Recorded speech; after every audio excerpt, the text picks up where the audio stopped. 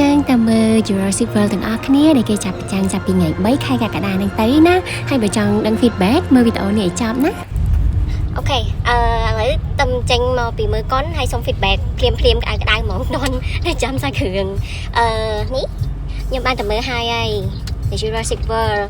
នេះមើលពីមេអញ្ចឹងសុំប្រាប់ឲ្យសម្រាប់អ្នកចង់ទៅមើលបើសិនជាទៅមើលខ្ញុំ recommend ឲ្យមើល Screen X ហ្មង Screen X best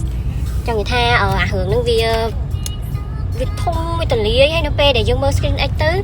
គ្រឿងគេថតបែបនៅសមុទ្រនៅទេសភាពព្រៃភ្នំអីធំអញ្ចឹងណាហើយទៅមើល Screen X ហ្នឹងគឺ best ហ្មងមើលមកគឺ like yes you feel it ហើយបើសាច់រឿង2ម៉ោងកន្លះមើលអត់ធុញទេខ្ញុំអត់ហ៊ានផឹកហ្មងកងកាមព្រោះអីខ្លាចញាតិនោមហើយមកវិញដាច់សាច់រឿងអញ្ចឹងបើសាច់រឿងខ្ញុំអត់ស្ពយទេប៉ុន្តែជក់ចិត្តអត់ដូចរឿងខ្លះដែលវែងហើយមើលហើយងួយដេកទេអានេះអត់ទេពោតកូកាហ៊ានស៊ីហ៊ានផឹកទេខ្លាចឈ្នោម